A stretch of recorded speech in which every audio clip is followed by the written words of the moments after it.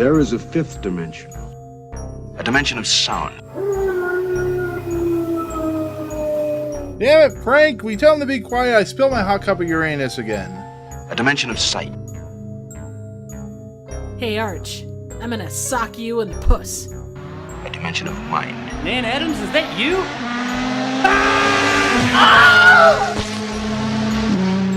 Next stop, the Twilight Zone.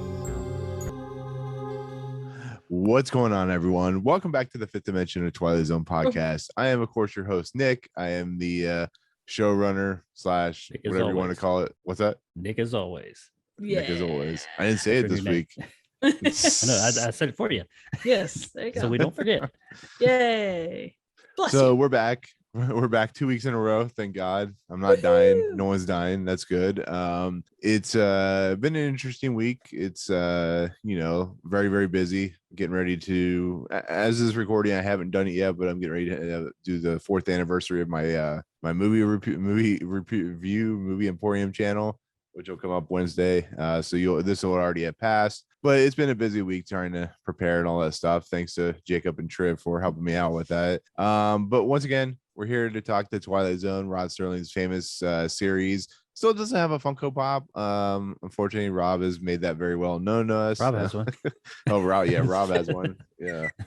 Oh man. Only Rob would be able to have his very own Rod Serling Funko Pop. You gotta ask Ann Serling about that when we do the introduction or the opening and the closing. There you go. Right. But it just slowly zooming in on it. But just to let you guys know, unfortunately, Alex was just due to scheduling issues was not able to come on. I said that she was probably going to, but unfortunately things didn't work out. She will definitely be on at some point, I promise. But we have the next best thing. This gentleman, of course, has been on a couple times now for a couple episodes. He has been instrumental to being the first guest host that we ever had before Jacob came on and destroyed everything with explosions, that type of thing. No, I'm not. Oh yeah, and I like the explosion. This week. Hey, you said put an explosion. I feel like that was a time. knock at me. It's like that motherfucker. No, you know I'll what? be- It would have been a knock at you, Jake, if I he had loved it. actually exploded over top of your head. But he did not Oh, explode shit, you. Doesn't sound right. It I'll was be supposed absolutely. my head. No, but it's like I was watching it and you started to say, I was like, he's gonna do it, and it just goes to like a green screen. It's just- I was like, To be fair, that's All the right. best thing I could come up with in like 5 minutes. I was like looking for because you said put That an was explosion. perfect. I'm like, you know what? Jacob's been asking for an explosion for months now, and I got to find something. And I'm like, I don't know how to green screen this out. I'm not really good with Adobe Photoshop or whatever Triv uses for her thing. But I'm like, here's a green screen with an explosion. Showed it, yeah. Throw it in there for like 10 seconds, and let's hope it appeases Jacob. And he's like, I know what the shit. fuck? I have probably acquired over time, like coming at the screen, up, down, left, right, all kinds of stuff, like these animated explosions that I've used in my videos. I probably have no less than 20 of them. Of just random explosions. Well, So, how you're I got your back. If you need explosions, I'm your man. well, hell, your show that you do now has every time you cut it up into pieces for each segment, it has explosion in it. So there you go. Yeah, explosions. Yeah. Michael Bay explosions. Yeah. Explosions by Michael Bay. Lots of fire. Explosions with an Fire. X. Yes. Yeah, explosions. Good But stuff. with that said, Rob, how you doing, man? Welcome back. Thank you for coming last minute. I know you're very busy this week, so I do appreciate you coming on to talk about this episode that is, of course, named after me. I am, of course, the mystic seer in this episode, named Nick, that type of thing. But how you doing, Rob? Good. I returned just in the nick of time. Yeah. Yeah. So Nick, I have to ask, you have a janky eye because that Mystic Seer has an incredibly janky eye. It's like the one I'm diamond. trying to do thing. the eye things. Like Yeah. I need like This a one. crystal. This is a good one. Yeah, right. That I'll let you know. Well, it's almost like what is it, an 8 ball? Is Oh, that yeah. what it is? The magic 8 ball. That's what it feels Mhm. like. Mhm. That or like a Zoltar, or not a Zoltar, the thing from Big. Yeah, The- Zoltar. Zoltan. Zoltar. Zoltar. Zoltan. Zoltan. Yeah. Zoltan. Zoltan. One of them. Yeah. Zol something. Zoltan. Not to be confused Yep. with Zool. Ghostbusters. There but, is you know. there Or the is gatekeeper. no creature, only Keymaster. zoo. But anyways, how you doing, Rob? How's everything been? Good. Good. Just busy with work and all that kind of stuff, and hanging out. Excellent. Just hanging out. Hanging Just out. Hanging out with my family, having myself a bar. Sorry, that was a Birdemic reference. All right. Can't stop myself. We're gonna Oh, do like a acapella thing. Yeah. Right on. by the way, congratulations to Triv. She's almost at 1,000 subscribers, so Oh. get her there. Woohoo. Congratulations. She apparently decided to post a video, and people actually decided to watch it and subscribe. So that's good. I'm glad Yeah. for you. I'm happy for you. I'm just how you happy to doing? hit 900. I got a ways to go before I hit 1,000, but we're on our way. So that's nice. I Hey, remember when she was at like 200. Yeah. I remember me when I was at remember when she 0. was this big. It's this big. and now she's like this big. Now she has Yeah. grown. She's It's all coming up because in of you eyes. guys and the love. If I didn't have your love, I would shrink back down. I'm telling you, I when think when it's you cold. inject yourself with the trolls, you get the goods. You know. Well, between that and the leprechaun, that seems to be what did it. So I'm not Troll 2 Leprechaun. I showed Nick Yeah. my I have Uh-oh. these videos on my YouTube Mhm. that are old Hitler Reacts 2 videos Oh God. that I did like way back What? when, and they've got like 1 million views. It's Oh, like it's put 1 shit. million views on my channel. I think the first one has like 898,000 views or something like that.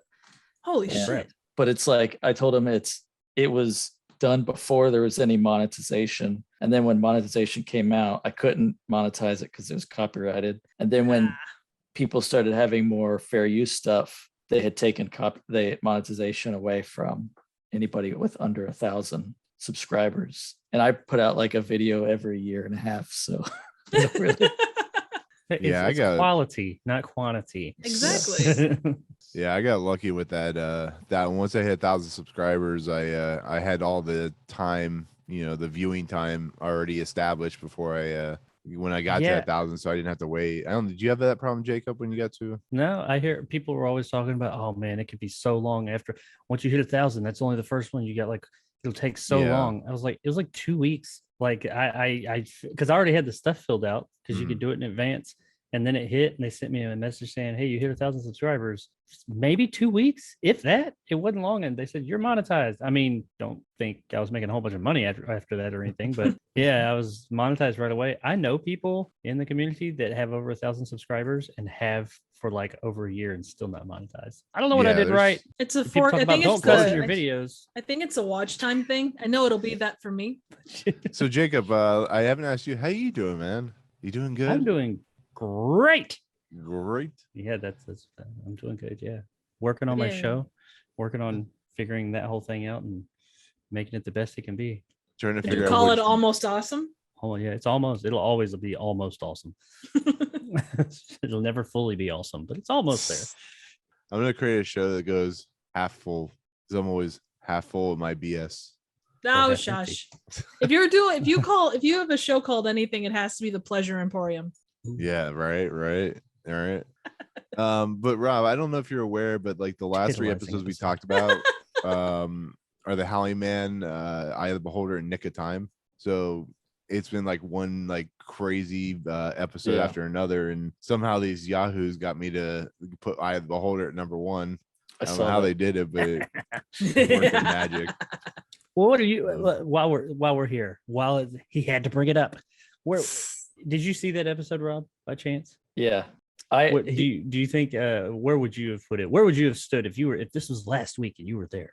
Well, it's Where funny would you- because Nick messaged me and asked me the question. He was like, "What would you do?" And I said, "Well, they're both good episodes," but I said I think I'd put Eye of the Beholder above Monsters Are Due just because some of the visuals in it, I think, to me, put it over the top. And he was like, "You son of a bitch." Yeah. And then I watched the episode and I was like, did you ask me that during or was it after? No, yeah, I was actually editing. I actually asked a couple Yeah. people. I'm like, what would you do? And why would you ask me that question? I'm like, just answer the question. Just do it. Goddamn question. But anyways, so today we are talking, and like I said, another classic episode. It, of course, is season 2, episode 7, which is, of course, Nick of Time.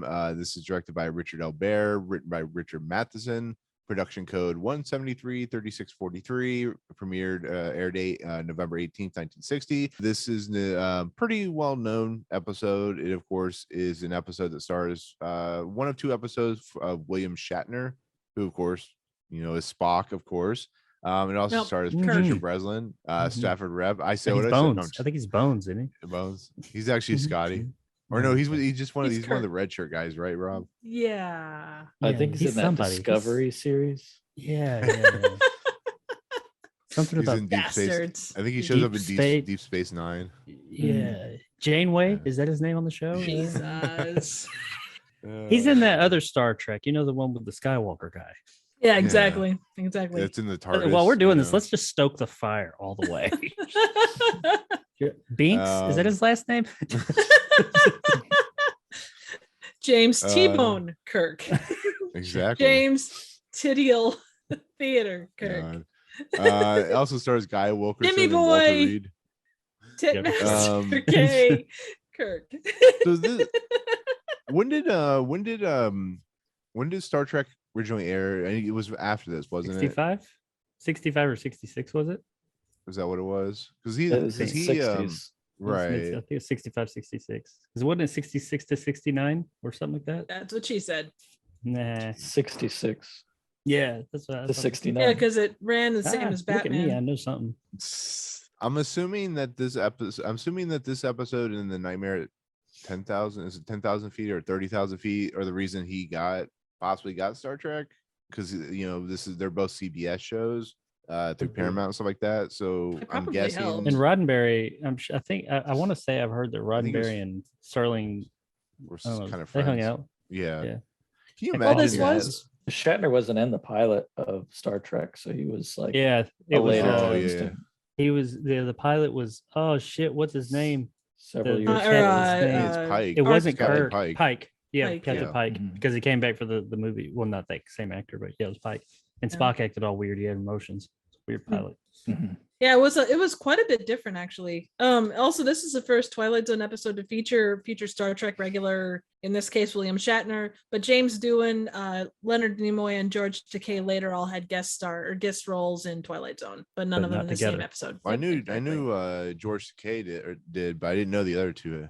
I didn't know Leonard Nimoy did. I knew the other ones did, but I don't remember Leonard Nimoy. Was he a star in one of the show or episodes? Was he just kind of?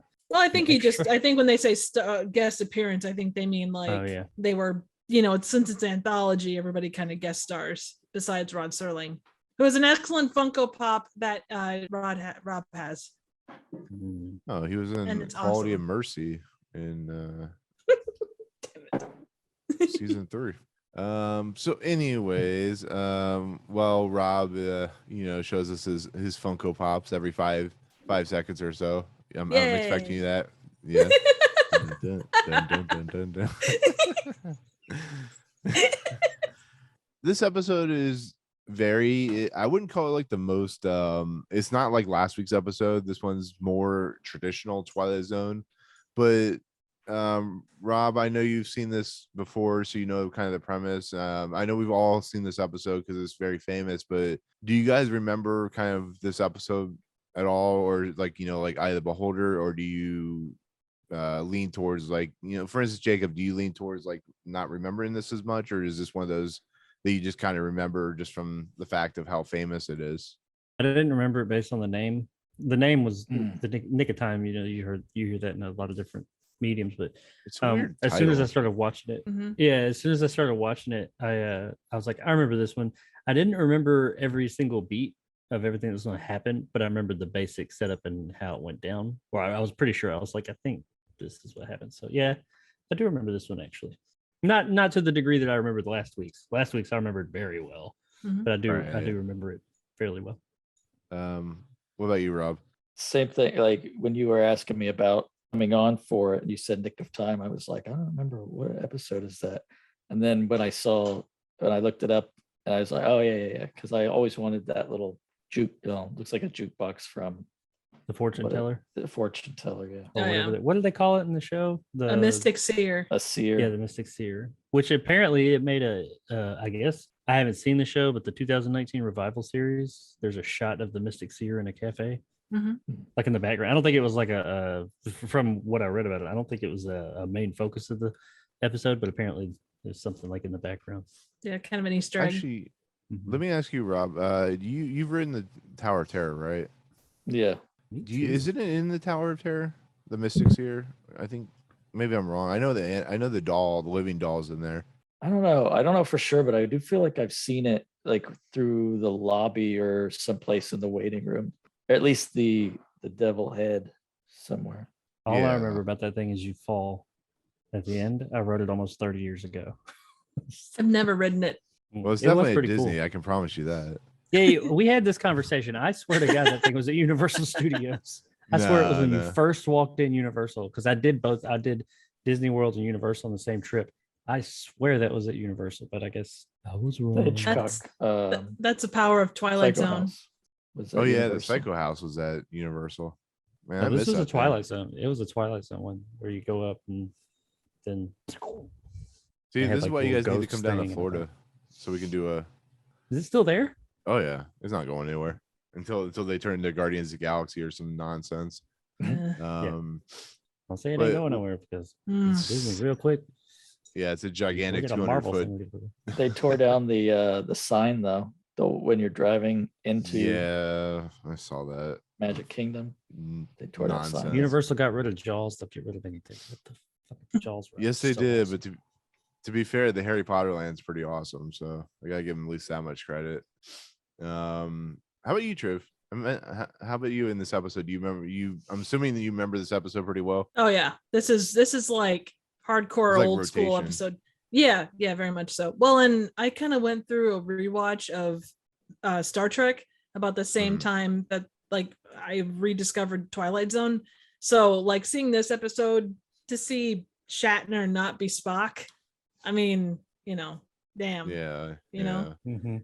But I also like growing up, I had a real affinity for like metal toys and kind of like coin operated banks and stuff. And to have this thing kind of in that same vein of a kind of a coin operated thing was I wanted like Rob, I wanted one of those as a kid. I thought it was How is awesome. there no Funko? How is there no we talked about this before, Rob? How is there no Funko of these types of things like the I have a Pygmy licensing people? thing. It's got to be Is it- licensing, like either. Yes. Well, and CBS owns them, right? Still or Paramount? yeah, Well, Paramount owns CBS, CBS. Paramount. And I know Paramount do has they to have a do- Funko of something. I was I gonna would say, do assume. they? What's something else is Paramount? I mean, they have Star Trek. Funkos, And I think. Nickelodeon stuff. They got It's got to do something with the family, though. Maybe like Ann Sterling has like the rights to it or something like that. Maybe there's something there. I don't know. Merchandising rights. Yeah, because there's never really been much. It's as bad as like Calvin and Hobbes, where there's never really been a huge amount of Twilight Zone stuff. There's been books and stuff like that, but there's never been like the Yeah. Funko stuff. Like I would love a Mystic Seer Funko. Like that would be really cool. They The have flip side of released- that, though, since there isn't any, that makes it all the more special. Mm. So True. if there ever is anything Twilight Zone, it's like, fuck yeah. Or like there, see, he's like the leprechaun. He just pops up. I'm a leprechaun. But I know you guys aren't football fans, but I just wanted to. I think I brought this up last week.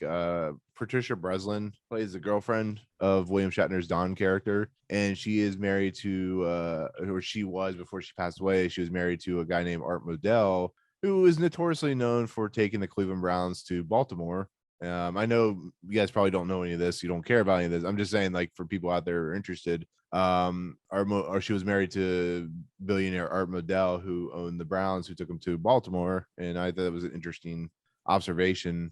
But also really interesting is Richard Matheson, who apparently I wrote Nightmare at 20,000 Feet, wanted her to play William Shatner's wife in that episode, which would have been kind of awesome if you think about it. It didn't happen, but the idea of just her coming back in like an alternate dimension reality for, you know, that episode would have been kind of cool. So It would have been really neat. but to start out this episode, it opens up in Ridgeview, Ohio, which I don't think is an actual city in Ohio. It's they call okay, so in the of course you can trust Wikipedia because Wikipedia is like the ultimate source for everything. But it says when it says when newlyweds Donna and Pat Carter basically their vehicle breaks down. But she says she actually doesn't say that she says she wants to get married.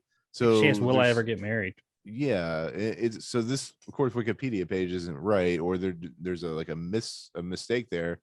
But we have to talk about first. No, can we talk about the opening though? It says something about being on a honeymoon. So team. Yeah, so when she asks that question, she's testing the mystic seer because they also say that they're going to Columbus when actually they're going, I think, to New York, but it's in the opposite direction. Yeah. So when she raises that question, it's testing the mystic seer to see what he'll say. That's what that is. I see, said the blind man. Actually, I know the opening narration doesn't come until a little bit after. I don't think Rod Serling actually shows up as a. Nope. I think it's just his voice, but Jacob, if you want to go ahead and read season 2 that he didn't show up. Right. But go ahead and read the opening narration. The hand belongs to Mr. Don S. Carter, male member of a honeymoon team en route across the Ohio countryside to New York City. In one moment, they will be subjected to a gift most humans never receive in a lifetime. For 1 penny, they will be able to look into the future. The time is now. The place is a little diner in Ridgeview, Ohio. And what this young couple doesn't realize is that this town happens to lie on the outskirts of the Twilight Zone. So I got to ask you guys, what is it, from the three of us, me, Triv, and Rob, what is it with horror films in the Midwest? Or is Midwest that boring that they have to make it scary somehow? Because like Nightmare on Elm Street's in Ohio. Yes. The Crazies is in Iowa. I think it's because the directors and writers come from these places, and that's why they're so creative, because they have fuck all nothing to do out there. So they just sit there and think of great stories, and then they get out of it and they write those stories. You write what you know. You write where you know. Rob, with that said, as a pretty talented writer, is this true? Yeah, and for being from Kansas, I think it's also a pretty traditional horror kind of element or horror base of a story. Somebody traveling across country and they get stuck in some mysterious town somewhere for whatever supernatural reason. Yeah, you base it there, and it's scary because that could be where I live. And it could either be people coming from these small towns wanting to escape, or it could be from people from big cities who travel cross country and don't know much about small towns, but they are like, I would never want to get trapped in one of these places. And they're using that feeling as kind of the basis for a horror. But it's like, there's so many movies and TV show plots that use that same kind of traveling through. I think, what's one? Was Children of the Corn like that? Yeah. Is that people like traveling through some Yep. Nebraska. And then you've got The Stand kind of leads them through Nebraska. Yeah. I think too that like you think about kind of the backwaters and you don't know what's residing because big cities you kind of got that too, but like everyone in the big cities is kind of a certain kind of person. But to go out to the country, you've got like the chance of rednecks, you got hillbillies, you got like whatever you want to call Midwestern weirdos away from modern conveniences and exactly technology. They're not as sophisticated, hell, you can look at Psycho. Psycho takes place in where does Psycho take place? Is it Nevada or New Mexico? It's California. It's down there in the desert. Right, but it's still California, I think, because I had a trivia question on this. I'm pretty sure it's Cali. No, like the other couple weeks back. Areas. I think, but it takes place in a weirdo's place, as we said. It's on the outskirts of the Twilight Zone. Signpost up ahead. So I gotta ask you guys, did anyone, this episode's really good. I'm not gonna lie. I really like this episode. Actually, I think I like this episode a little bit more than Eye of the Beholder, but that's just me. But Gasp. He's just being did anyone, but I have to sour. ask it. I have to ask though, did anyone laugh when William Shatner and his girlfriend, wife, or whatever, they're in the car as it was being towed? Yeah. Like how legal That's that so was. weird. I thought that when it first started, because it like you see the back of the tow truck just like flip out of frame real quick. I thought it was like a goof. I thought it was like the dolly or the they were pulling it, because they do that in movies. They tow cars and they act like they're driving. I thought that's what it was. And I was like, oh, I saw that. Oh, never mind. They're towing it. Maybe back in the day, they just let people ride in there. Oh, I bet so. Well, that and the car, like the tow trucks weren't really all that big. So like the cabs weren't necessarily, I mean, I don't know, maybe they were. I guess they would have been back then. Because that car was like a freaking mile long. Holy crap. Yeah. Nowadays they'd say it was too dangerous or something. Yeah. Couldn't do that. You can't do anything fun anymore. I know. Legally. Back in the day, we could like skin our knees and fall off bicycles and eat ice cream. Helmet. What's a helmet? Yeah. What's a helmet? Drink from a hose. Now You can't do that anymore? no. Apparently not. I did really enjoy Serling's calling William Shatner the male member of a honeymoon team. Like the way, obviously we've talked about this, but the way he writes is so interesting, and I don't know, so random. Yeah, it feels like he like has a dictionary or some kind of thing like that next to him. He's just like, what's a good word today that I can look up? He just starts flipping through the book. Oh, male member. We'll put that in there. And he just like flips through it and like puts his finger down on a few words and said, all right, I'm gonna work these into the opening and closing for this week. I also enjoyed the June prune honeymoon. June prune. What? There's a I'm man enough to admit I have no idea what you're talking about. when they go into the cafe, she's talking about, I'm assuming because they're stuck, she's having a June prune honeymoon. And I'm thinking that just means that like it's on hold, or like they can't do what they want to do because they kind of got sidetracked. Okay. I guess that one glazed over me, but yeah. I think I like this episode. I think I like this episode a lot just for the simple fact that it doesn't really have what you would call a twist. It's more of like a story about obsession and how obsession can take hold of you really easily if you think about it. Superstition. It's almost like you can he gets the fever. That's what I was gonna say. Actually, is it makes me think about the episode The Fever, but somebody was like, I could write this better. Yeah, it's like The Fever, but better. But you look at one thing 10. About it, like it is that level of obsession, and some of and we can talk about it when we get closer to that, but some of the verbiage that goes down, it does kind of come off like a gambler trying to like go with Lady Luck and try his odds and all that kind of stuff. It has a similar theme, and it feels like it was spoken from someone that went through it. Yeah, as someone who is a gambling addict or has been a gambling addict, I can tell you that what he goes through in this episode is very relatable, because the idea of like, going back and putting money on blackjack or roulette and you win and then you start losing, you're like, oh, I can get my money back. It's the same thing here. It's like he's like, oh, we can find out our future and stuff like that, and it doesn't go well. And thank God he has someone who has a little bit of common sense on her shoulders, or he'd be stuck at that machine for the rest of his life, spending 16 billion pennies, trying to ask questions, which he'd spend $20 a year, man. Right. Which is like $150,000 in today's money, By the way, bacon, eggs, and hotcakes for only 70 cents. I like how the drink, he's like, oh yeah, you got this whole plate of food that was 80 cents. She got this 85 cents. You got an iced coffee, $1.80 or something. I was like, good God. It's like good coffee. I mean, just going by the price of everything else, the coffee costs twice as much as the whole entire plate of food. It's because he had ice to it. About the machine.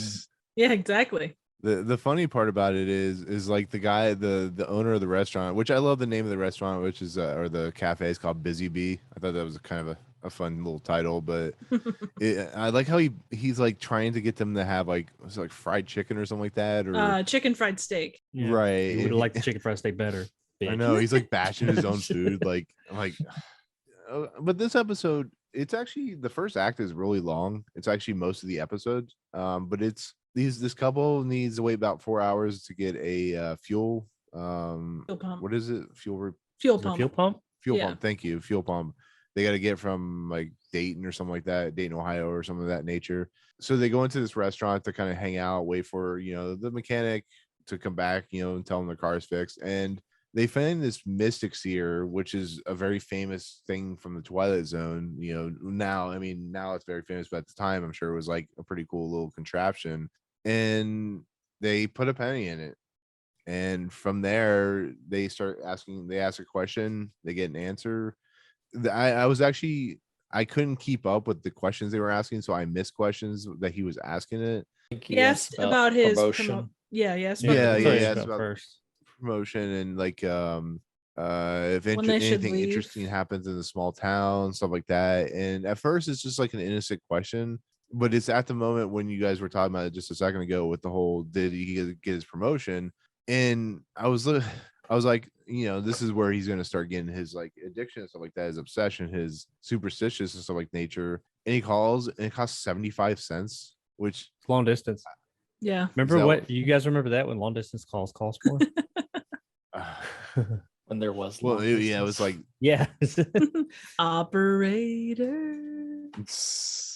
I just like how they're like, if you want to continue this call, it's actual operator going, if you want to continue this call, put 75 cents in. It's like, how's the operator know he's putting 75 cents in? He could put like a couple nickels in and just be fine. And They it's knew. just- In actuality, the way that works is it's tones. When you back in the day when you use a payphone, when you drop something in, depending on what you dropped in, it would be like if you listen, you hear like a do-do-do-do-do. It's like the tone tells the machine and the actual phone company what you just put in. Just like the tones of the keys, each tone is different. That's how the phone company knows what you're dialing. What if you put in a Actually- button? If you put in let me ask you this, A Rob. button? Oh, you can. It has to be, if you can put in a something it has to be the exact same size. There's other identifiers on there the machine knows. It'll spit it back out if it's not real. You Some can't of put a the string on it, earliest- though. Some of the earliest hackers like recorded the sounds Mhm. and they would Yeah, play you can put back them up to the and thing. Oh, Like dude, a high that's quality cool. recorder. Yeah, I was always fascinated by vending machines. Like you could put $1 in there and it knew it was $1 just by the weight and the markings on the dollar bill, like how it measured it and stuff like that. But I was actually going to ask you, Rob, is this like how Superman gets his suit when he goes into the phone booth? Like he presses a couple buttons and it knows to give him his suit. he's already wearing it underneath. Yeah. Oh, he, well, does that give him like his that's where he powers? or something like stores that? his suit. He just spins around and rips it off, and then Goes through He- suits like you wouldn't believe. he Yeah. compresses his suit into a little thing that he puts in his belt. Oh, it's like And the then- Flash. And then he spins around the earth backwards to bring the suit back together. Yep. Because that is how time works. Yes. To get the wrinkles up. He he goes back to the office as Clark, and it's just this wrinkled mess of a suit. And they're like, wasn't there an SNL sketch that did that joke where he came The into it was Rock. like John Hamm. Yeah, he came into a wreck or something like that. The Rock played Actually- Clark, and he's like this giant guy that barely fits into a suit. And they're like, okay, Clark. Actually, I didn't realize this till a few months ago, but apparently, like the sequence where it goes backwards was reused in Superman 2. Was that true? Superman, the director's cut. No, That was the it's original It's ending. for Superman 2. It was the original ending to Superman 2, Yeah. but Wow. they put it at Superman 1. There's the whole Superman 2 thing was a shit show. After they fired Donner. They because he Assholes. was doing The both of them at Beatles the same guy. time. Then they bring in the Oh, God. Beatles guy, the guy who directed Richard Lester or whatever. Yeah. Not a Um, bad director, but his vision, in my opinion, didn't fit in line with the Not Donner. Superman that we had set up.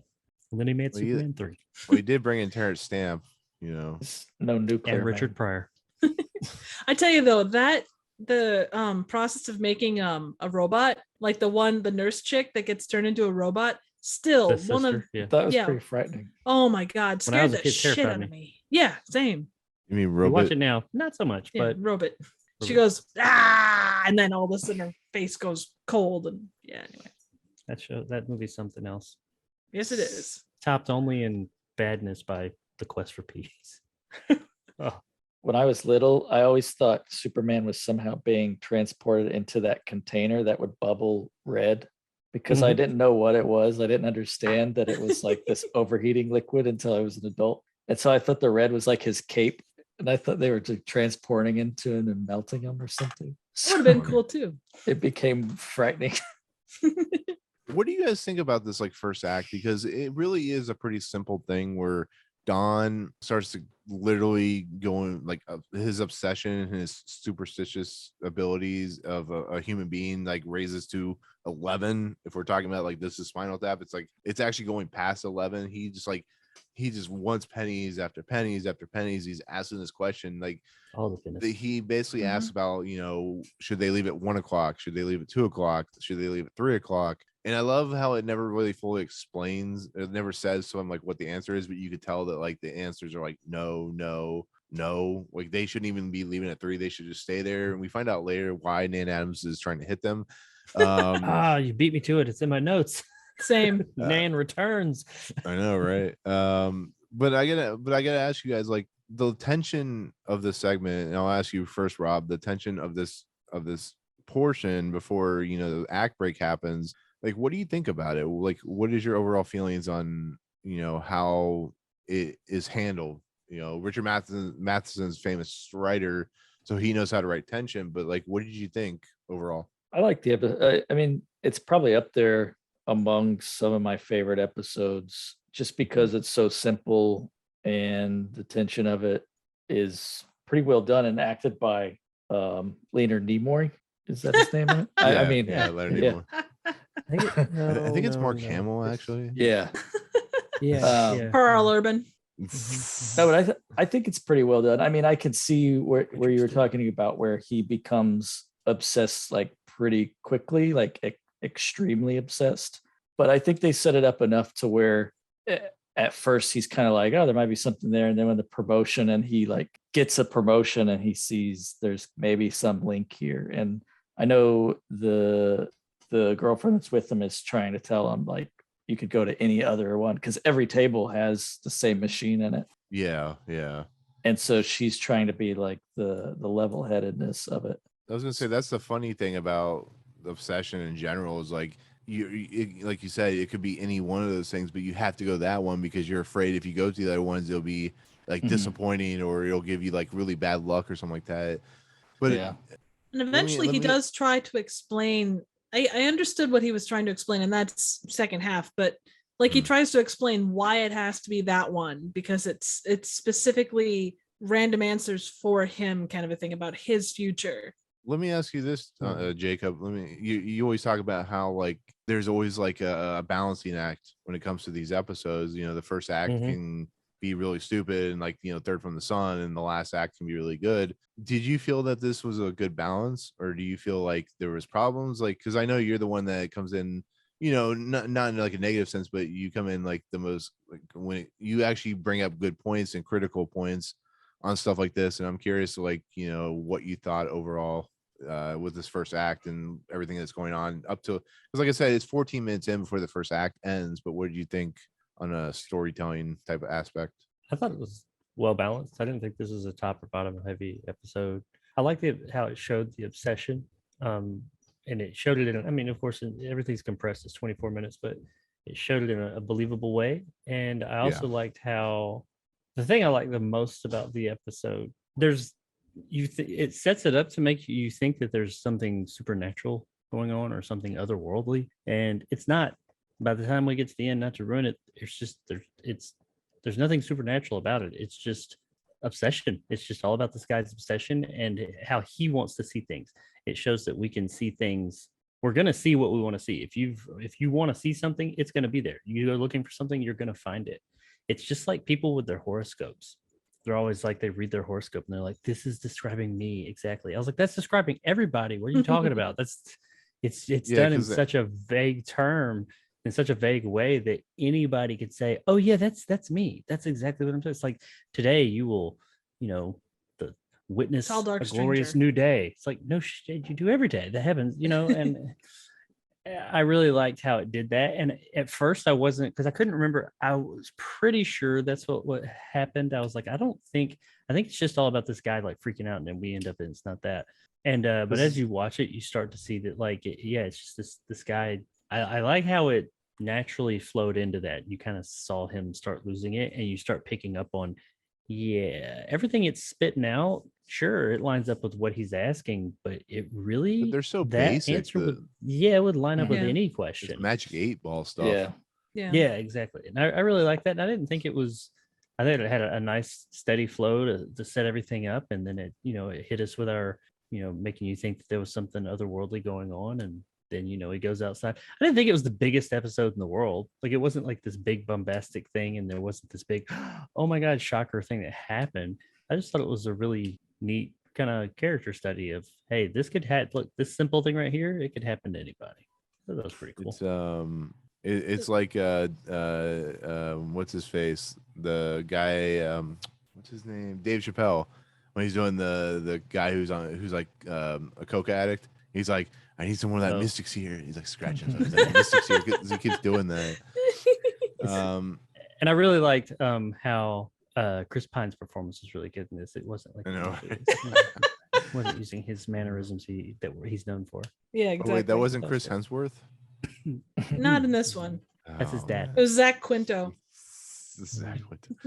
I would also add, it was like one of the things that they kind of did on the side, and I mean, it wasn't just it wasn't like crazy subtle, but it was a tad subtle. He had the rabbit's foot with the 4-leaf clover attached to it, and did the bread and butter thing to kind of show the superstition aspect from right away, the start of the episode, which I thought was pretty cool. And talking obsession, and it's a second part of the episode thing, but I'm going to bring it up now just because I think it shows that obsession does sit on this, but it's just as much a matter of perspective. Like you can look at what's being said, because there's a question that his wife, or the lady that's with him, she says something. She asks if he's just a stupid machine, and it says it depends on your point of view. And so it's that perspective of, he sees it as like this crazy thing, and the thing that comes at the end describes it as this crazy thing, but she sees it as, at least at that point, she sees it as just a stupid machine. It's clever because the way they wrote that is, even with that answer, it makes you wonder if it is just a stupid machine, or if it was answering her in a way that hooks the husband a little more. Exactly. And at that point it totally did. Yeah. The real question is, are these machines hooked up to the wall? Is the guy who runs the diner just like, does he have people in the background that are just like with the fortune telling cookies or something like that? He just has someone back there making up things and and listening through the wall, like Roger Rabbit or something like that. Just he totally should. Every time they put a penny in, here's a card, that type of thing. But he just shuffles the cards and puts them back in whenever they leave. I did have to laugh, like how I'm surprised that they didn't run out of fortunes, because but they pull out at the end and the table is just covered in fortunes. Also, I don't know if you noticed, but when they were before he got like deep into it, I think it was right when he was about to get deep into it. I can't remember what the question he asked was. He said, he's all like, let's ask it another question. And he pops a penny in, and then they talk for a minute, and then they come up with what to ask it. I can't remember what the question was, but he asked something and he pops another penny in it. So that machine still till this day owes him another fortune, because he paid twice.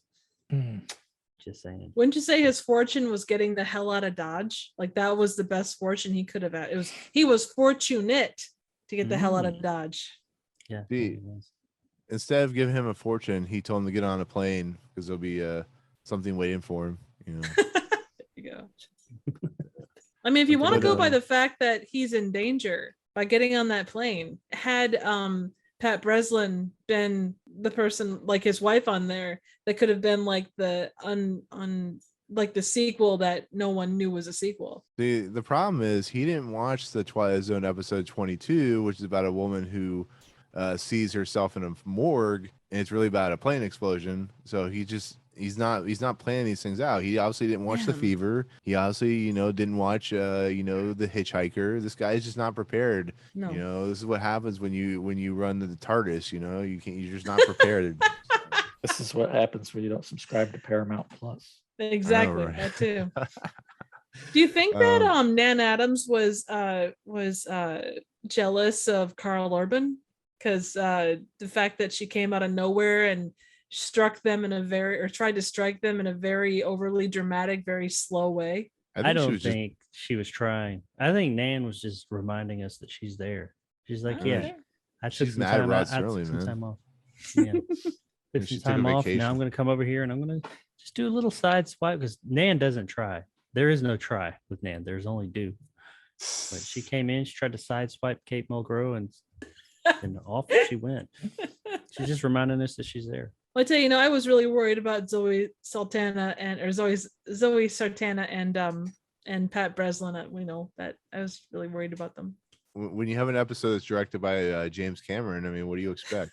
Oh man, You always get. This is gonna. You can always bank on a great performance out of Scott Bakula. So.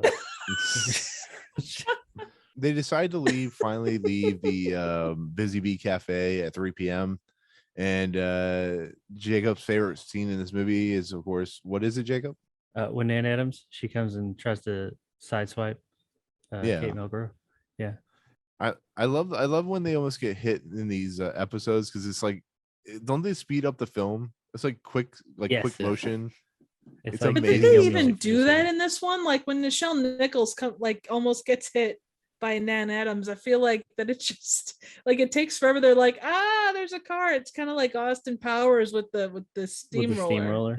Yeah. It's like they're standing there for like 15 minutes and then finally it comes. Did it speed up? Because they do that a lot in this show where it'll speed up whenever a car's coming. Did they? Let's see. We haven't had a lexicon word for a while. I know, for a while. When they're eating the food, they said they'll bear up because it's not the greatest food. I don't know if that is a good lexicon word or not. I thought they said stop treating me Honeymoon like a was pretty retarded good. child, which is kind of interesting. Yeah, that is of the era, no doubt. Honeymoon. Yes. If nothing else, it's got a nice play on words. I'm looking to see if they sped up the part with the car. And is there Benny Hill music? The funny when I googled June they did. Honeymoon, it's not as extreme as it is in a lot of things you see, but they do speed it up for just a second. It's not, but they tried to mask it. It's like only like they go to running. I think they wanted them to go a little bit faster, so they're like, it's only when they're running and it's only like real quick, and then that's it. Oh, I was just saying, when I googled June Prune Honeymoon, the first thing that came up was a blog talking about this episode. So maybe this is the only thing that it's from. That's funny. That's the only thing it needs to be from. What was it? What did you say? We're gonna bear it? Yeah, they'll bear it up. Bear it up. Bear it up. I'm guessing grin and bear it, maybe, is what they're going for. June Prune. Might as well let's put both of. We haven't had one in a while. Yeah, because I mean, we can just use these sayings however we want anyway. Nobody will know what we're talking about anyway. Evil laugh. Gonna slice off a nice bit of cabbage. I don't even remember what that's from. That's the last one on here. Unless you're not crying buckets. Oh yeah, it was around the gleep because right above that is he's a gleep. That was the one with the nervous room, $4 room. Yeah, you got the short end of the stick, the dirty end of the stick. Dirty end of the stick. Yeah. But anyways, with that said, they go back into the Busy Bee Cafe, and that's the end of the first act. And I've already kind of asked this question, but 14 minutes in, we're almost done with the episode. I'm guessing you guys are all on board. Think it's pretty good. I'm dropping my pennies in the Mystic's ear. I mean, in the words of Men on Film, hated it. No, I did. I liked it. Nobody else got that joke, but yeah, I liked it. So you were really dating myself now. Too late. When you showed the 3DO, you kind of dated yourself. Yeah, and I said that you didn't just date yourself. You took yourself out to a fancy dinner, went back to a fancy motel, got busy for like all night, and then like left the next morning and didn't leave a tip. Wow. I said Man, I you're remember just mean to having an yourself. Atari 2600 when it was still being sold. I dated myself. But with that said, they're back in the pretty much the rest of the episode. They're back in the second act. They're back in the Busy Bee Cafe. His wife or girlfriend or whatever finally gets into the Wife. addiction of the seer, starts asking a bunch of questions. But then she's like, I want to marry you. I want to keep marrying you. Will we ever reach Columbus? I'm like, why would you want to go to Columbus? Oh yeah, because the Buckeyes are amazing. Right, bullshit. Was this the I don't part remember. after they almost get hit by Nan? They go back in and there's somebody sitting at the table, or was that later? Yes, yeah, they're two Yeah. old Okay. ladies. And he's looking at him like, was it two or was it one? I don't know. It She's was like a No, set drinking of that it was two ladies. milkshake. Yeah. Yep. So Their they just have to, milkshake like- their milkshake brought Zach Quinto to the cafe, and he's Yeah. like, yeah. No, Zach Quinto doesn't flow that way. But he walked in. He's looking at that old bitch. He sits down. He's mad. He's like, "Bitch, I'll take that fucking milkshake and shove it up your ass if you don't get the hell up. Kinky. My You're sitting in my seat." I drink your milkshake. She looked I up- drink yeah. it up. She said, just "Seat's like- taken." stalking them from the bar. He's like, Yeah. he has like a bag with dollar sign. And he's like, All of a sudden, Don't like they- give Hungry me some Eyes peanuts. kicks in, and it does like a slow zoom in on the Mystic Seer, and then Mister in his and on him and everything else. And yeah. But and when the old ladies finally skedaddle, they finally go over to the thing, and like there's food on the table, and the thing that cracks me up is, is this guy like the guy that runs the restaurant or the cafe, has he gotten so used to just seeing people like get obsessed over these machines? Because as we see in the end, something happens but with another couple, but like, is he just like know that these machines make a lot of money, so he's like, hey, if I can put these people in a insane asylum, or have them live here, they'll keep spending and giving me lots and lots of money. Is he like what was that word called? Grifter. No, well, a grifter too, but it's when you are enabler. Is he an enabler? Is this Quite possibly. cafe guy an enabler for the obsessed? We're giving them 10 pennies. He's Yeah, a businessman. Exactly. Yeah. He's an entrepreneur. Yeah, he's just. I bringing mean, business it's to the town. yeah, it's keeping people glorified there. gambling. Plus, he wants to, push his chicken fried steaks. And eventually, someone will He eat would a like chicken fried steak. more. Yes. So NFTs, he's pushing NFTs and Basically. microtransactions and loot boxes, all that good stuff. Basically, yeah. And funny enough, in the restaurant industry, chicken fried steak, we did when I was in it. We use the abbreviation CFTs. Oh my god. It's kind of like NFTs. I always enjoyed it when there was chicken fried chicken. CFC. Yes. I always found that funny. It's like, how do you chicken Yeah, fried it's chicken? dumb as hell. It's dumb as hell. Chicken fried chicken. But yeah, so basically I love Patricia Breslin in this episode because she has to play the straight person. She can't play like, the woman from last week's episode, or most of the she can't play crazy. She has to play someone who has to like keep this guy under control and check. And I think that it's what saves Don's character in the end, is having the normalcy of an actual normal woman help him. There's not, in the Twilight Zone, there's not a lot of what I would call normal women. Most of them are dealing with some traumatic. I didn't say There's not. you. I know. I'm A lot of kidding. the strong women in the Twilight Zone are assholes. I Yeah. know. They're portrayed that way. I mean, I guess. And if it's a they're product not, of the they're like time. they're going insane. Like 22 is Yeah. about like 22 in the after hours. I mean, Rob, you can attest to this too. They're like, I'm fully they're- aware. I know. And then there's Triv, who, no, I'm just kidding. No, I'm the craziest bitch of all of them. I'm fully Or fully on board. The for lady that. who kept seeing her doppelganger, that one too. Yeah. Yeah, that too. Yeah, it was kind of nice. I will say it was kind of nice to see a man like just freak the shit out in a 60s show, because most of the time like women, you're on your period or you're just a fucking insane bitch, And the go man to your slaps corner. him. Yeah. Yeah. Yeah, they usually she never did the whole and they have to go stop it. But it's like, Who's hey, I'm doing doing you that? a Who's favor. Because that's how you deal with trauma. You just That's how you bitch keep 'em slap in line, somebody. man. Yo, I yeah. have to ask the real straight question. Annie Wilkes as Dawn. I mean, what do you think of how he does? Like, all she needs is a mallet. We've gone and off the some- rails here. Oh, Hey, it David wouldn't be me if I 10-inch. David 10-inch as the cafe owner. Man, he was great. No, but in all honesty, Don't what do blink. you guys think of William Shatner like in this episode? Do you think he's good, or do you think Who? Michael Shut up. Burnham. Yeah, Michael Burnham? I enjoyed his random red hairpiece. shirt guy. I enjoyed his hairpiece. It worked really well. I thought he was great. What do you guys think of Tim Allen in this episode? Man, he took this material to infinity and beyond. Oh my god, Chris Evans was spectacular. Oh, mercy. But no, seriously, like back on topic. What do you guys think of William Shatner in this episode? I think he did a good job. Like, I think he's very convincing as somebody who's kind of slowly losing their mind over obsession. That's how he did. Almost That's as how he good had as to the deal guy with in the Bones. fever. It's honestly the best Michael Dorn episode or performance I've seen thus far. Oh man. No, I thought he did a really good job. I thought what I liked about him is it seemed like, because if you listen to him now, his inflection on everything is very Captain Kirk. It's like he just went all in on the whole Captain. Whatever he came up with, and became Kirk.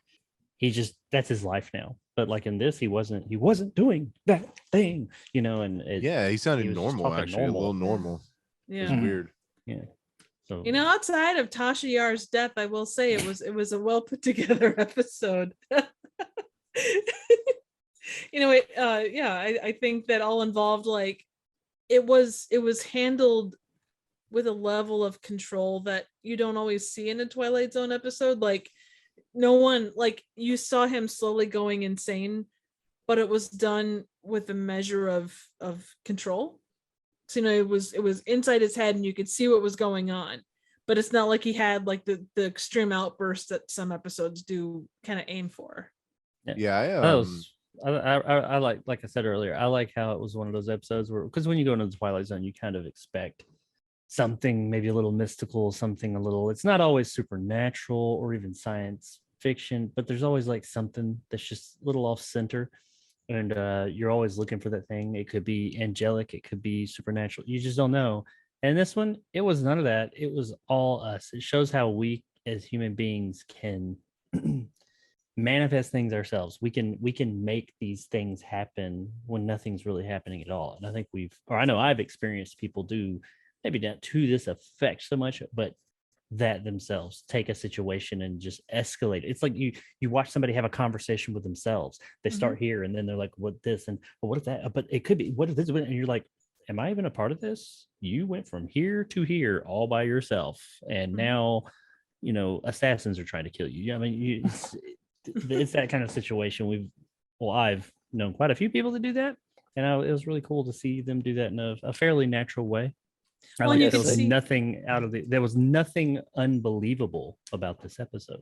And you could see the gears turning as it went along, especially when he got into, will we live in the East, and will we live in the West? And you didn't have to read off what was on the fortunes. You could see it on his face as to he got a, ask question later or, whatever it might be, future is unclear, whatever. Yeah. It plays into those people. I think it also plays into human beings wanting answers.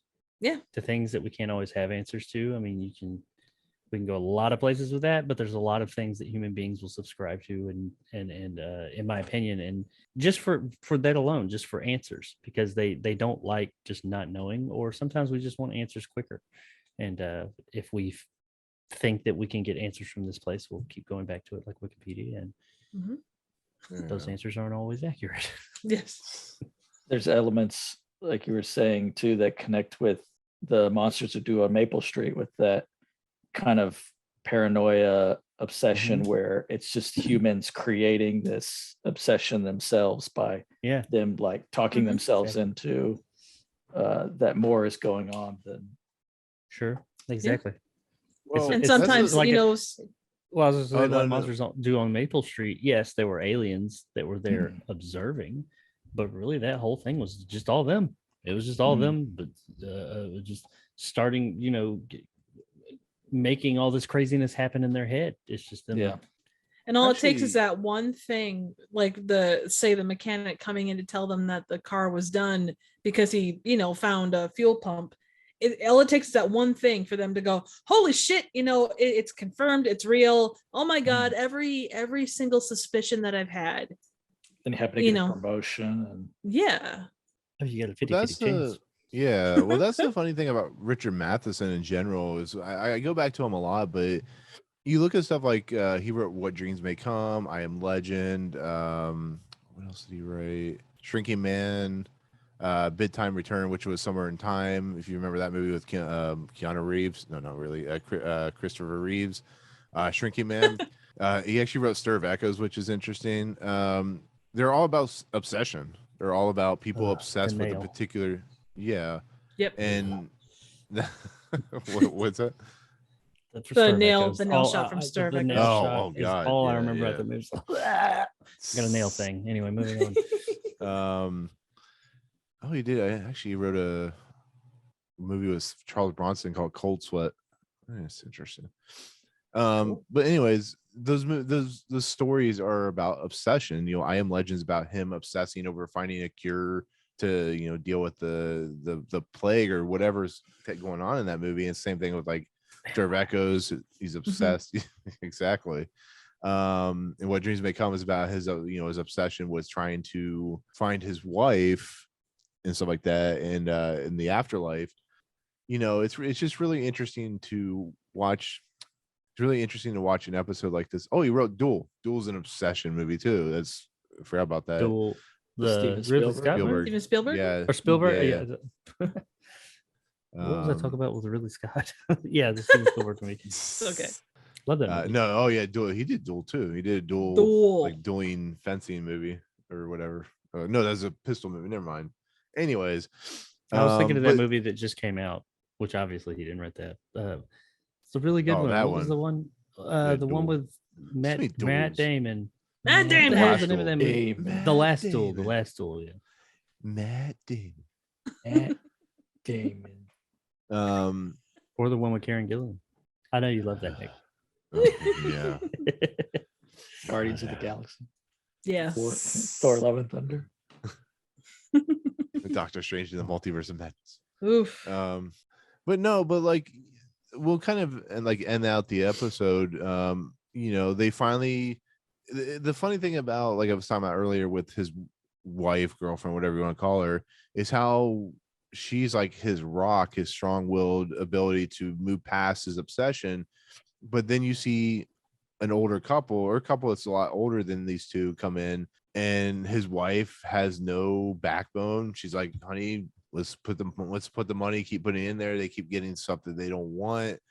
And we eventually get our closing narration, but it's just like, it's the same thing. It's like the obsession took over these people, but these people were able to deal with it. And it's the same thing in life as you guys have talked about, where for instance, gambling, once again, you could go and play blackjack, and there's that person who spent thousands of dollars and be obsessed, and there's the person that has the will to leave and go away and not have to worry about it. And it's just, I love it. Shows the dichotomy and the kind of yin and yang of the problems of the willness of people and how it affects different people in different ways. And that's kind of where I saw the end of this episode concluding, is you have a couple that just they're stuck there. They're obsessed. They can't get out of it. And what do you guys think about that? Like as a kind of concluding piece to the episode? Cause I thought it was really, really strong and really interesting to end out an episode that is mainly about a guy who's really obsessed with a toy, basically, Zoltar machine or whatever. So yeah. What do you guys think? Not just there's the obsession part of it, and this, I mean, I guess it ties into this too, but I think it also shows how people will allow these outside influences like that to control their lives. Mm-hmm. Like I've I've known people that pretty much, I don't want to say it controls their life, but they let like horoscopes in the fucking newspaper dictate parts of their life and stuff like that, which is kind of it's this along those lines, you know. That's a And basic that's idea. always fascinated me. Like, really, you make life decisions based on this stuff? And yeah, I mean, this is an extreme version of that. But yeah, I think it's neat how people will allow outside influences like that to control what they do when and they can see they like I said earlier, they see answers that aren't really there, but they're looking for them, so they find them. Well, don't you think you could even compare that to, I mean, there's so many, I mean, there's horoscopes. You could look at any conspiracy theory. You know, people seek validation for whatever conspiracy theory they think, oh crap, there's this thing and holy shit, you know, it's really there. It's kind of that same thing. The one question I was left with this episode, and I guess it's a compelling ending, it's super interesting, but my question was, the couple that came back, did they leave in the same way as William Shatner and Pat Breslin? No, I think, and then I don't think they were.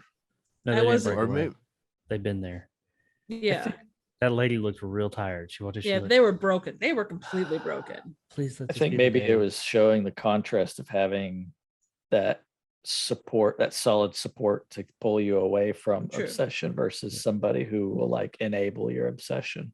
I guess my brain went dark as to like they walked away and then shit happened to them and they're like, Yeah. oh my God, the thing was right. And then they come back and they go, oh, we have to live and die by this, you know, because no one's ever mystical stolen serum. it. Yeah. You really get in this shit. You get Carl Urban coming after you hardcore and you're completely screwed. in 3D. He comes after you and you become the chicken fried steak. Oh God.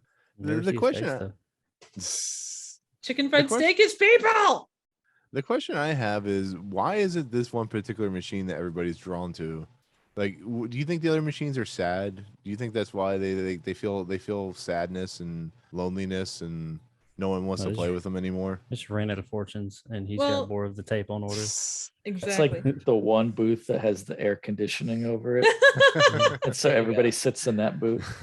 Well, look at slot machines. Like there are those ones that always have people at them. Exactly. But there are those ones that like draw you in because there's a specific thing about them. And even though, I mean, if you had a gable type like divider behind you, I mean, that's the thing that will draw anybody, and that would make my panties wet.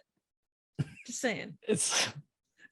It makes me think too of the of things like Jacob, you'd mentioned horoscopes, and then there's the, what do they call it, numberology or something. I think the number 23 movie with Jim Carrey was about where you see like numbers and you're like, oh, this number means this, and because you're Like and knowing. you're just and you're just seeing patterns that maybe aren't there, but you're trying to make something out of it. It all leads back to answers. We want answers. Yeah. We want to know, like, where do the answers come from? Yeah. This is the place I can always get the answers. And there is so much in the world that does not have straightforward, clear, like the world is so incredibly gray, but we try and look at it to find like black and white answers, because from the time that we're yay high, exactly. You know, from the time that we're yay high, we're taught, you know, 1 + 1 is 2, you know, Big Bang, all of that stuff. And yet you get into the world and it's like, there's so much that while there is a lot that's black and white, there is so much that's gray. And there's some shit that we just won't ever have a definitive answer to because either we weren't there, nobody was there, or it's lost to time, or whatever it is, or you just don't know. And people don't like that. Human beings do not like not knowing. No, we want to step on solid ground. Right. The real question is, do you think the Mystics here knows if Large Marge was there? I don't know, but she knows that Large Marge sent you. Yeah. Large Marge. Tell Large Marge sent you.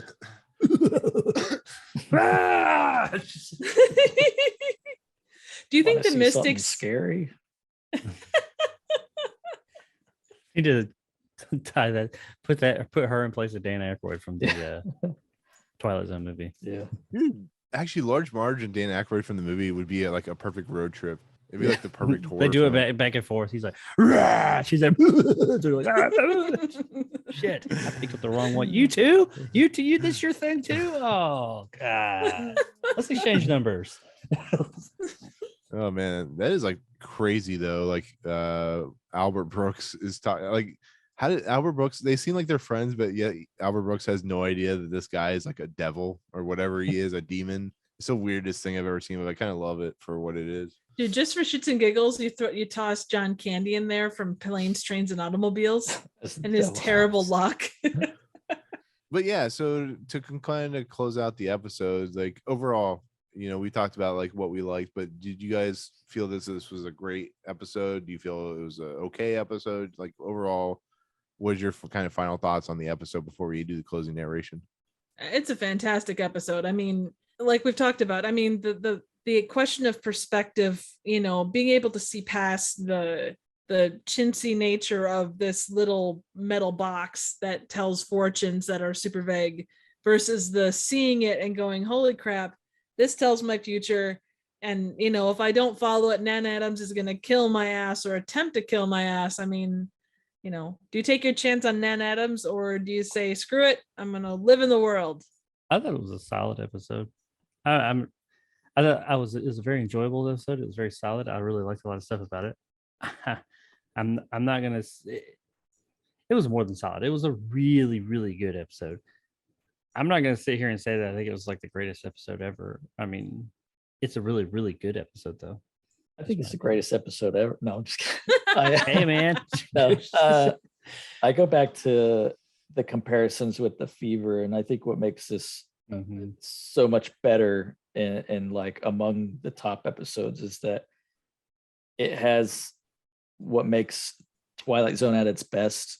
Like it's a really good example of that, where there's these elements of supernatural without going overboard. And you look at the Fever, which kind of has that same context of obsession, but in the Fever, it's actually like this possessed slot machine that talks to him and all that kind of stuff. And then just like in his hotel room. But this one, you don't go that far into the supernatural. It's more implied. And I think that having that implied sense of something going on where you don't know if it is or not, and then having just the better script and the acting is what really makes this episode like very memorable.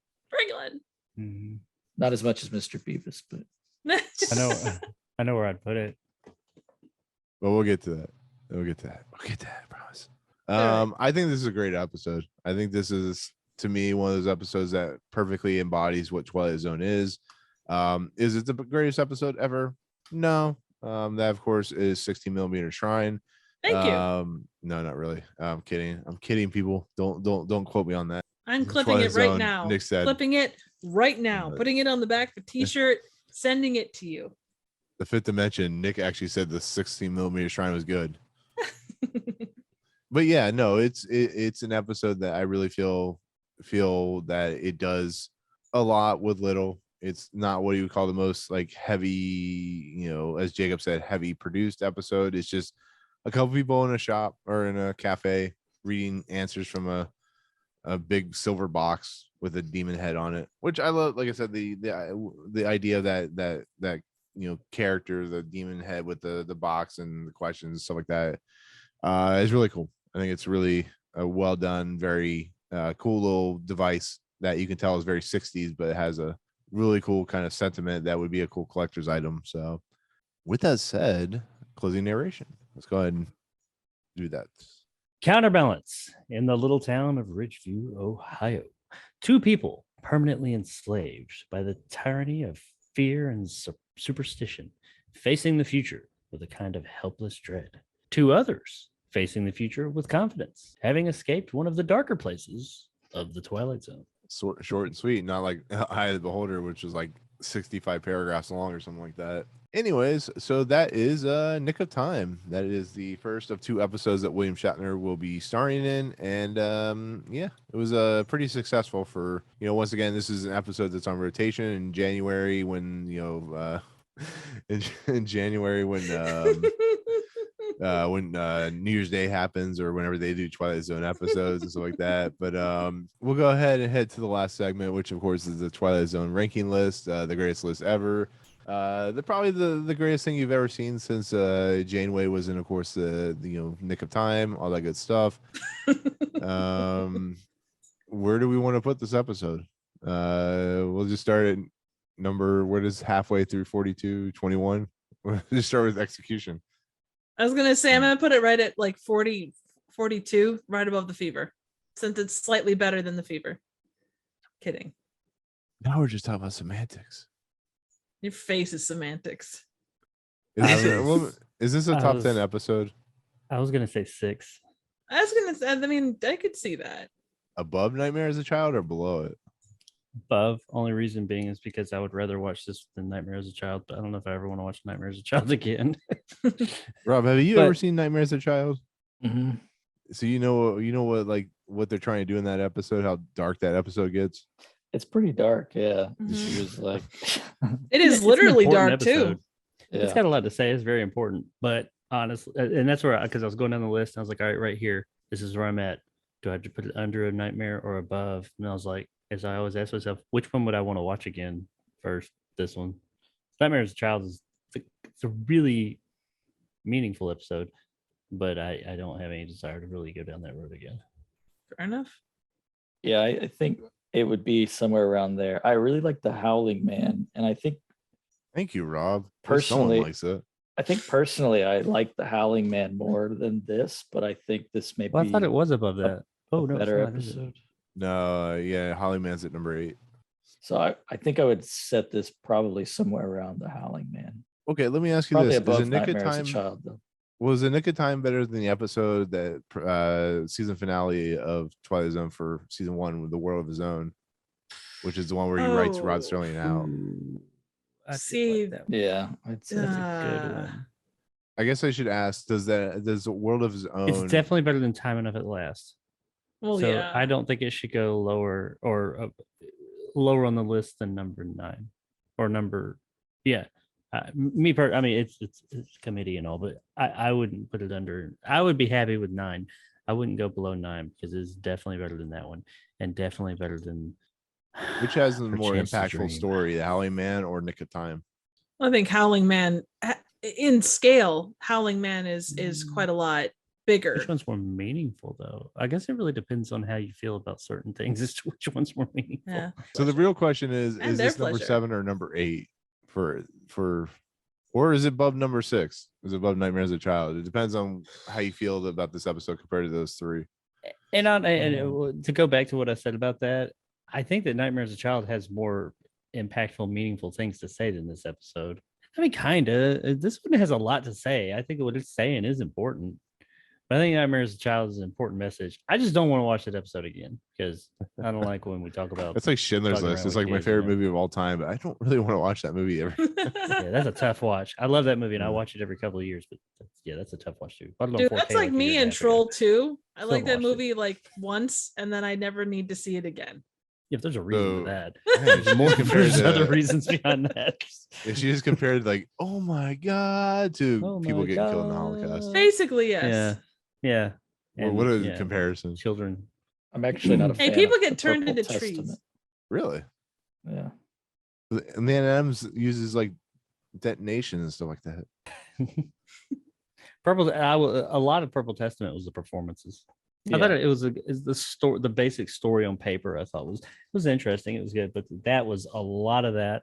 I remember us talking about the performances were very different than what we had gotten from the Twilight Zone thus far. They were Mhm. So I guess we're looking at between number 6 and number 9. What do you guys think? I'm fine with that area right there, somewhere around there. Is You this like better? the than- 69 area? Is this better than A World of His Own? yes. No, Yeah. wait. Which was the World of His Own? That's the The last one where he episode. like makes Rod Wall Serling, break. like it breaks the fourth wall. Ooh, I like that one. The one at the first season finale, the one where he's like riding the elephant. Yeah, I did like that. That's a good episode.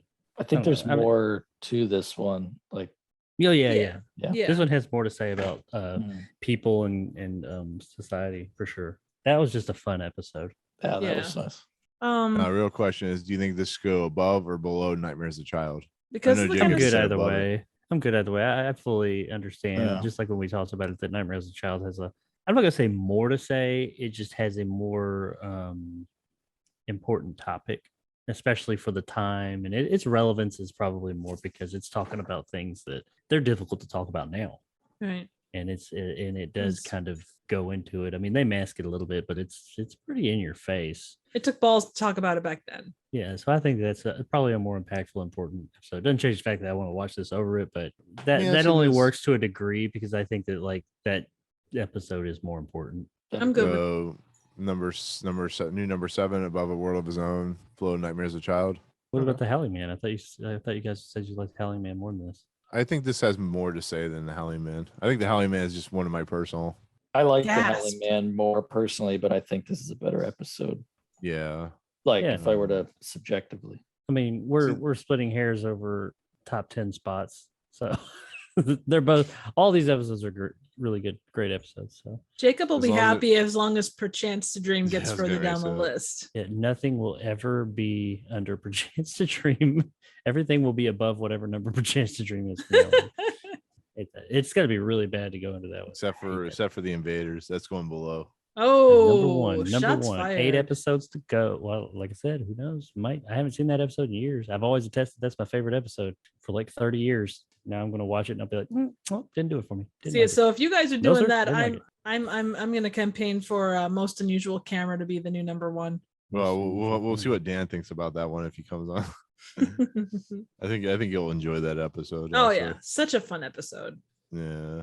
So I don't weird. know, though. Yes, it is. Okay. So with that said, number 1 is still Eye of the Beholder. Number 43 is The Fever, and of course, new number 7 is Nick of Time. Next episode is of course The Lateness of the Hour, which actually is not a bad episode. I don't think it's like the greatest episode in the world, but it has an interesting ending to it. Rob, have you seen it? You remember it at all? Not off the top of my head, I don't. I probably have watched it. I've watched about half of season 2 not too long ago, but Yeah, it's off where the they top of have my head. robots. As like Or like the maid and everything. yeah, The guests, or not the guests, like all the butlers or whatever. yeah. Okay. But it's directed by Jack Smite, written by Rod Serling, stars Inger Stevens, John Hoyt, and Irene Tedrow. Like I said, it's a good episode. It's a good, fun little Twilight Zone episode. So we'll look forward to that. But without further ado, that is our look at Nick of Time. Once again, is number 7 on our list. Rob, thank you for once again coming on at short notice. I actually like the day before if you wanted to come on and talk about this. I know you're very busy this week, so I do appreciate it. And once again to Triv and Jacob, I appreciate you working with the schedule as we always do. But Rob, as always, when they want to find your content, if they actually want to watch that Hitler video that you have millions of views on now, where can they find your content at and what you're up to? You can just go on YouTube and search my name, Robert Dodrill, and should come up as my channel. I have a playlist with all my films, but if you search through the rest, you can see all the meme videos that have way more views than any of my films that I put a lot more work into. Yeah, and you have you just posted you were working on a short that you just posted a trailer for, right? Yeah, there's a short Western that I wrote called Hang Fire, and it should be coming out. I don't know when it's going to be online, but it's going to go through festivals and stuff. It was directed by a guy named Dustin Seltzer, and I wrote it for him, and he shot it over the summer. And funny enough, I also wrote and directed a Western of my own, but mine's a Western horror, and hopefully it'll be coming out. It'll go straight to my YouTube in probably the next couple months or so. It's got some CGI work in it, so that's taken a little while to do. So once all that's done, I'll finish editing it and put it out. So yeah, look forward to that. If you watch any of Rob's content, it's amazing. So Jacob, you're on this channel quite often. You have a blinking eye behind you, which we never really discussed, which I think is pretty awesome that you do that. But if they want to find We don't awesome talk about content Jeff. like we don't talk about Jeff. Hi guys. We don't talk about Jeff. Sorry. But if they want to watch all your great content, like your almost awesome show, all that good stuff, where can they find your content at? At Jacob Anders Reviews on YouTube. And you can find me on Twitter at RedNeville2. But on my channel on YouTube, where I put all my stuff, I have a twice weekly show, Wednesdays and Tuesdays at 2:00 Central Time. Wednesdays called and Saturdays. What did I say? You said Wednesdays and Tuesdays. You can watch it on Tuesday if you like. It just won't be live. It goes live on Wednesdays and Saturdays. I was trying to illustrate how you can watch it anytime. It's on the internet. But anyway, yeah, Wednesdays and Saturdays it goes live. And then I put out little snippets of the show as separate content, more digestible pieces. But I also still do reviews here or there. Like this week, by the time this airs, I will have done a review for DC's League of Super Pets, I think is what it's called. Nick, you've already seen it. Is that what the name of it? I don't know. I just call it Super Pets. That and another movie I'm looking at, and some other junk and stuff with the show. And on Wednesday nights, as of right now, I still stream obscure out there games. There'll be some FMV games. This week I'll be doing The Psychic Detective on 3DO, and it's extremely large box. So looking forward to that. Come check. Well, actually, last week I did that. Yeah. As of watching this, if you're watching it on Monday, go back and watch it. I'm sure it was great. It was an awesome time. Oh yeah, the thing happened in the place with the other thing, and my head exploded. It was amazing. It was great. And yeah, and Nick is also on the Almost Awesome show. So come check out our little show that's like this one but different. I think Nick has something special going this Wednesday as well. That he does. I do. But before we get to that, Triv, you're almost at 1,000 subscribers. You need those 1,000 subscribers so you can feel important like we are. Actually, no, I'm kidding. You're more important. You're like the captain. You're like the Captain Janeway of this crew. Oh, jeez. You need them to reinforce peanut butter to work. My jelly, the chocolate to the vodka. I'm gonna go over here. No, in all honesty, where can they find your content at? Can't if get they out. Want to reach out, if they want to subscribe and get you to that 1,000 subscriber base. Oh, well, right now, as of the recording of this, I'm sitting at 9:15 or something like that, even though it's well after 11:45. Anyway, you can find me here on the YouTube's Trivial Theater. Do quite a wide range of random, obscure, and straight up bad movie reviews, kind of split between collabs and individual reviews. My next review is a total mindfuck called Forbidden Zone. If my head doesn't explode between now and when this podcast or this stream goes live, that will most likely be out. So in addition to that, you can also find me on Twitter at Trivial Theater.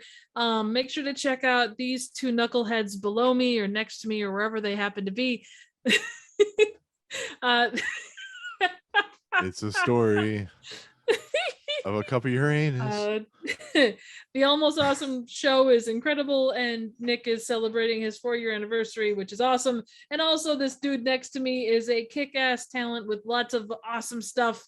Regardless of how little he posts, when he does, it is the best thing on the YouTubes.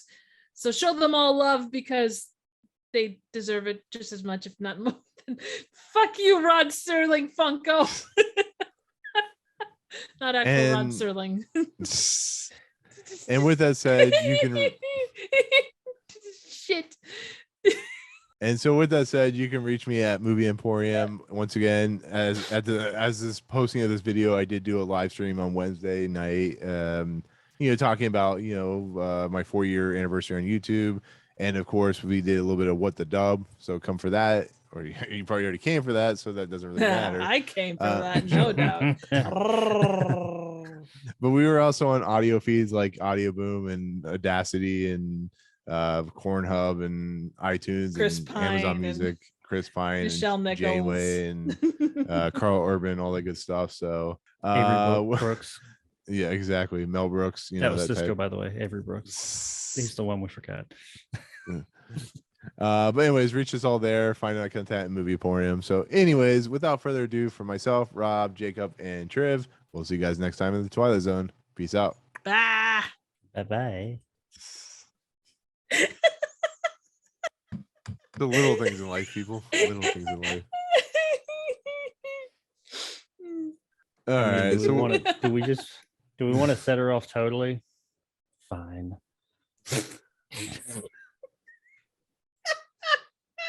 put little Serling up there too, and she just won't be able to. She will not be able to contain herself.